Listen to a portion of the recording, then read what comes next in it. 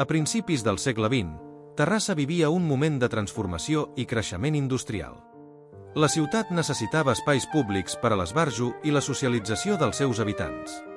El passeig, conegut actualment com a Passeig del Comte d'Égara, era un dels principals espais urbans de la ciutat, on es desenvolupava bona part de la vida social terrassanca.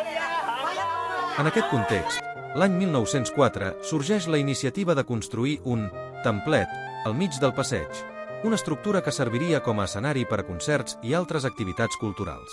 El juliol de 1904, un grup de regidors, encapçalats per Lluís Albans i Armengol, presenten una petició a l'Ajuntament.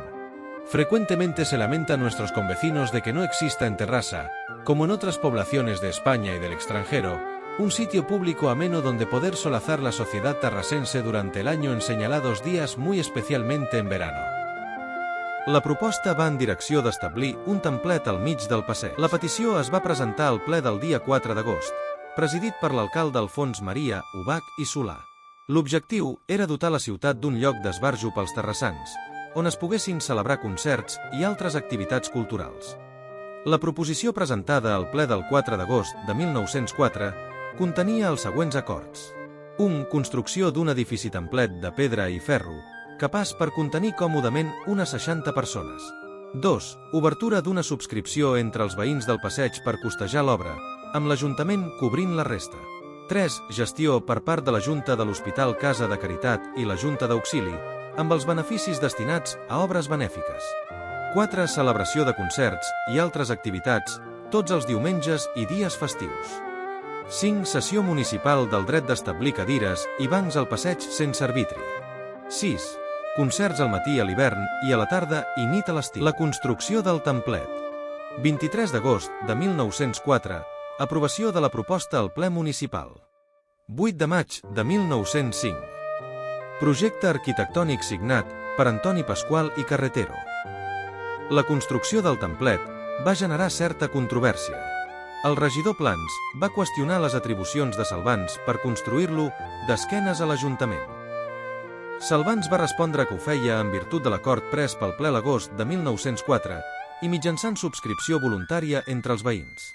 El regidor Domingo Palet i Barba, president de la Comissió de Foment, va confirmar que hi havia una consignació pressupostada per a l'obra. Vigília de Nadal de 1905. Inauguració amb gran èxit de públic. Segons la premsa local, la inauguració va ser un èxit rotund i així ho reflectia la Fraternitat Republicana en el seu número del dia 30 de desembre. En la mañana del pasado lunes tuvo lugar, por fin, la inauguración de la plataforma, del templete, se ha dado en decir, erigida en el paseo para que en ella se coloque la música que en adelante debe dar periódicos conciertos a beneficio de las casas de beneficencia y de la Junta de Auxilios. El acto resultó simpático y muy concurrido, habiendo prestado su concurso en la Orquesta Trullasos, debidamente aumentada, y los coros Juventud Tarrasense, Siempre Viva la Llanterna, Los Amigos, Agrupación Regionalista y Fraternidad Republicana, todos los cuales como la orquesta cosecharon abundantes aplausos. De esta obra puede estar ufano el hoy presidente de la Comisión de Fomento, señor Salvans, puesto que a él y solo a él le pertenece sin regateos. Que en sea enhorabuena. Venciste, Galileo. Tal com s'havia previst a la proposta inicial, el templet va servir com a espai per a concerts i activitats culturals. Els beneficis generats es destinaven a obres benèfiques, gestionades per la Junta de l'Hospital Casa de Caritat i la Junta d'Auxili.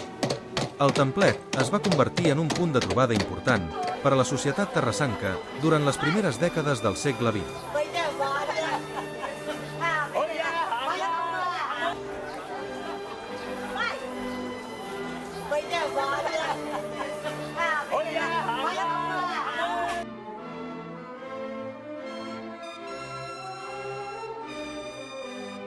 El templet va perdurar fins al 14 de juliol de 1948, quan va ser enderrocat com a part de la remodelació del passeig i la inauguració del Monument dels Caiguts. Durant els seus últims anys, el templet havia perdut la seva funció original. Segons mostren les imatges de l'època, el 1943 ja s'utilitzava com a magatzem de materials per a les obres de remodelació del passeig. La demolició va marcar el final d'una estructura que havia estat testimoni de més de 4 dècades de la vida social i cultural de Terrassa. El templet del passeig representa un element significatiu del patrimoni històric i cultural de Terrassa. Tot i la seva desaparició física, Forma part de la memòria col·lectiva de la ciutat i simbolitza una època de transformació social i urbana.